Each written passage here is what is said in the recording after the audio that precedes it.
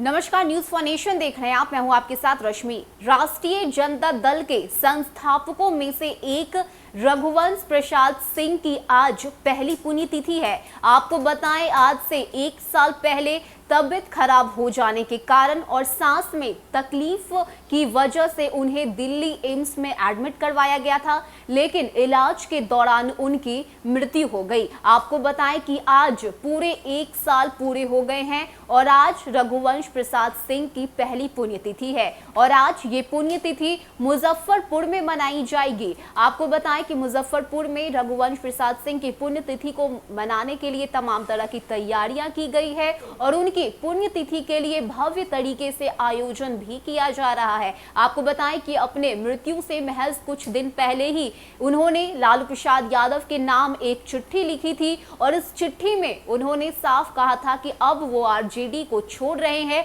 वो हमेशा से ही लालू यादव के पीछे पीछे रहे, लेकिन अब वो उनके पीछे नहीं रहेंगे। हालांकि अगर हम लालू प्रसाद यादव की बात करें तो उनकी तरफ से जवाब में ये कहा गया था कि आप मुझे छोड़कर कहीं नहीं जा सकते, मैं आपको कहीं भी नहीं जाने दूंगा। लेकिन आखिरकार आज के दिन ही रघुवंश प्रसाद सिंह ने दुनिया को अलविदा कह दिया और आज उनकी पहली पुण्यतिथि मनाई जा रही है।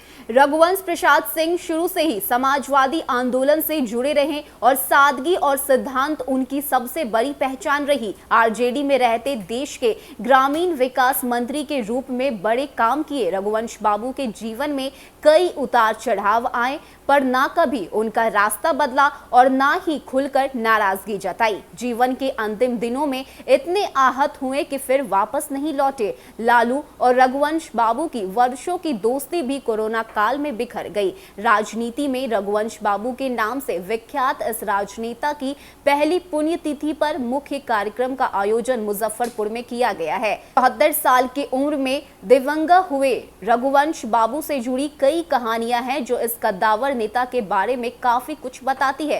प्रोफेसर की नौकरी छोड़कर राजनीति में आए रघुवंश बाबू को उनके स्वभाव के कारण ही विरोधी भी बड़ा मान सम्मान देते थे। पार्टी के उपाध्यक्ष पद से पहले ही इस्तीफा दे चुके रघुवंश बाबू ने लालू प्रसाद को चिट्ठी भेजकर राजद से इस्तीफा दे दिया था। आरजेडी अध्यक्ष लालू प्रसाद यादव को संबोधित करते हुए लिखा था कि जननायक कर्पूरी ठाकुर के निधन के बाद 32 वर्षों तक आपके पीछे पीछे खड़ा रहा, लेकिन अब नहीं। पार्टी नेता, कार्यकर्ता और आम जनों ने बड़ा स्नेह दिया, मुझे क्षमा करे। हालांकि राजद प्रमुख लालू प्रसाद यादव ने रघुवंश बाबू के इस चिट्ठी का जवाब देते हुए कहा था कि वो कहीं नहीं जा रहे। रघुवंश बाबू को लालू प्रसाद यादव का संकट मोचन कहा जाता था। वह बिहार में पिछड़ों की पार्टी का तगमा हासिल करने वाले आरजेडी का सबसे बड़ा स्वर्ण चेहरा भी थे। बिहार और समूचे देश भर में रघुवंश प्रसाद सिंह की पहचान एक प्रखर समाजवादी नेता के तौर पर थी।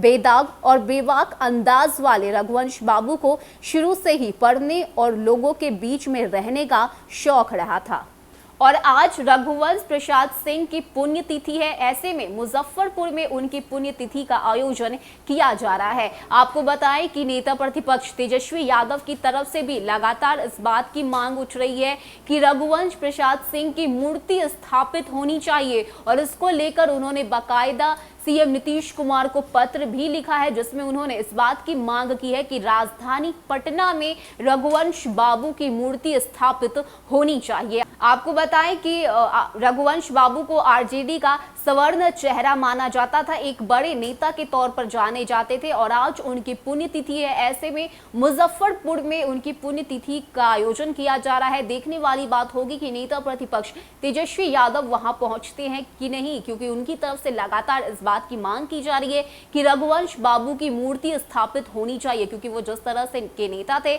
दलितों के नेता थे, गरीबों के नेता थे, ऐसे में उनकी मूर्ति स्थापित होनी ही चाहिए और आज उनकी पुण्यतिथि है। ऐसे में मुजफ्फरपुर में कार्यक्रम का आयोजन किया जाना है और उनकी पुण्यतिथि आज मनाई जाएगी। फिलहाल के लिए इतना ही। ज्यादा अपडेट के लिए आप बने रहिए न्यूज फॉर नेशन के साथ। नमस्कार।